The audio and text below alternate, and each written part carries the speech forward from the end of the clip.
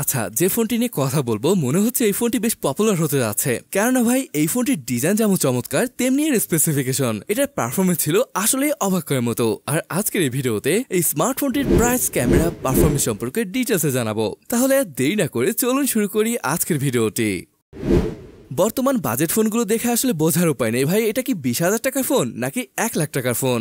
এটার ডিজাইন একবার দেখুন না কতটা সুন্দর লাগছে, মাঝে ইয়েলো কালার এবং দুই পাশে ব্ল্যাক কালারের বর্ডার, সেন্টারে স্কয়ারিশ ক্যামেরা মডিউল, আবার নিচের দিকে রিয়েলমি এর ব্র্যান্ডিং, সব মিলে কিন্তু দারুণ লাগছে। যদি ওয়েটের ব্যাপার আসে এটা 184.5 গ্রামের মতো। হ্যাঁ, খুব বেশি ভারী না। ব্যাক প্যানেল প্লাস্টিক দ্বারা তৈরি, 3টি কালার অপশনে ফোনটি পাওয়া যাবে, টার্বো ইয়েলো, টার্বো গ্রিন এবং টার্বো পার্পেল। আর যদি বলি ফ্রন্ট প্রোটেকশনের কথা, এখানে রয়েছে AGDT স্টার্ট ওয়্যার প্রোটেকশন। ওকে, চলুন পোর্টস এবং বাটন নিয়ে কথা বলে নেই। বটমে রয়েছে speaker grill, USB Type-C port, microphone এবং সাথে সিম কার্ড ট্রে। লেফট হ্যান্ড সাইডে কিছুই নেই, তবে উপরে 3.5mm জ্যাক দেখতে পাচ্ছি। রয়েছে আরো একটি স্পিকার গ্রিল, সাথে noise cancelling mic. Right hand সাইডে রয়েছে পাওয়ার অন বাটন এবং ভলিউম রকার। এছাড়া এখানে IP65 এর রেটিং কিন্তু পেয়ে যাচ্ছেন। অলরাইট, ডিসপ্লে নিয়ে যদি বলি, এখানে রিয়েলমি অফার করছে 6.67 ইঞ্চের FHD+ OLED স্ক্রিন, থাকবে on 20 hertz fast refresh rate, 52 Hz HBM 8-bit প্যানেল, 93% এর মতন average screen to body ratio, আর এটা ফ্ল্যাট সুন্দর একটি ডিসপ্লে। হ্যাঁ, এটা আসলেই দেখতে ভালো লাগছে, আর ভালো লাগবেই না কেন। নিচে চিন দেখুন, সাইডে বেজেলকে কতটা পাতলা করা হয়েছে। আসলে এই প্রাইসে এতটা পাতলা চিন বেজেল দিয়েছে যেটা সত্যি ভালো লাগছে। Let's talk about specification. এখানে ব্যবহার করা হয়েছে Dimensity 7300 এনার্জি চিপ, বেশ চমৎকার একটি চিপ কিন্তু। আচ্ছা দেখুন, এই ফোনটির কিন্তু 3টি স্টোরেজ অপশন রয়েছে, 6/128, 8/128 এবং সর্বোচ্চ ভ্যারিয়েন্টি 12GB র্যামের সাথে 256GB স্টোরেজ। সেই সাথে যদি বলি র্যাম এবং স্টোরেজ টাইপের কথা, র্যাম LPDDR4X এবং স্টোরেজ টাইপ UFS 3.1। যদি আপনি গেমিং করেন, BGMI বা নিউ স্টেটের মতো গেমগুলো 90 FPS খেলতে পারবেন। আর এই প্রসেসরটা কিন্তু বেশ স্টেবল। CPU থ্রটল টেস্টে এভারেজ 76% পর্যন্ত আসছিল। আর এটা গেমিং ফোন, যদিও বাজেট ফ্রেন্ডলি ফোন, বাট এখানে গেমিং এর জন্য ভাই প্রায় সবই থাকছে।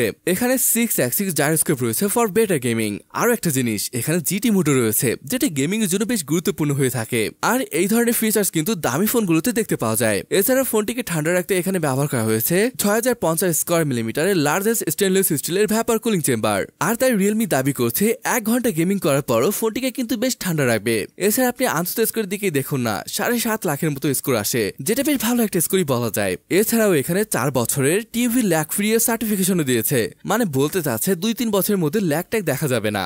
ব্যাটারি পাচ্ছেন 5000 mAh, সাথে থাকবে 45 ওয়াট চার্জিং। আর হ্যাঁ, এখানে যে প্রসেসরটি রয়েছে এটা কিন্তু পাওয়ার এফিসিয়েন্সি বটে, কারণ এটি 4nm চিপ। হ্যাঁ, যদি ওএসটি বলি, থার্ড পার্টি অ্যাপ তো এখানে রয়েছে, এই যেমন হট গেমস, হট অ্যাপ। এছাড়া রয়েছে অসংখ্য বুলেটার্স। তবে ভালো ব্যাপার হলো এগুলো আপনি আনইনস্টল করতে পারবেন। আর যেমনটা আমি সচরাচর বলে থাকি, এটি যে দামে লঞ্চ হয়েছে এটা এখানে স্বাভাবিকই বলা যায়। এখানে অ্যান্ড্রয়েড 14 রয়েছে, তাছাড়া 2 বছরের মেজর আপডেট, সাথে পাচ্ছেন 3 বছরের সিকিউরিটি আপডেট। মজার ব্যাপার কি জানেন, এখানে 26GB পর্যন্ত র্যাম এক্সপান্ড করতে পারবেন, মানে যতটুকু দরকার হয় ততটুকু নিতে পারবেন। কানেক্টিভিটির ব্যাপার আসলে এখানে 5G, dual 4G VoLTE, Wi-Fi 6, Bluetooth 5.4 রয়েছে। তবে NFC এবং আই ব্লাস্টার কিন্তু এখানে পাচ্ছেন না। সেন্সর সবই রয়েছে, in display fingerprint sensor, face unlock, আর এগুলো কিন্তু সুন্দরভাবে কাজ করে। দেখুন, গেমিং টাইমে যদি ডুয়াল স্পিকার থাকে তাহলে তো কোনো কথাই নেই। একই সাথে মাল্টিমিডিয়া কিন্তু অসম ছিল, দুর্দান্ত ডিসপ্লের সাথে রয়েছে ডুয়াল স্পিকার সেটআপ। এছাড়া ইউটিউবে কিন্তু HDR এর ভিডিও দেখতে পারবেন। তো এখন আসুন ক্যামেরা নিয়ে কথা বলি। এত বড় একটা ক্যামেরা মডিউল দেখে অনেকগুলো সেন্সর মনে হলেও রয়েছে ডুয়াল ক্যামেরা সেটআপ, যার মেইন ক্যামেরাটি 50 মেগাপিক্সেলের OV50D সেন্সর,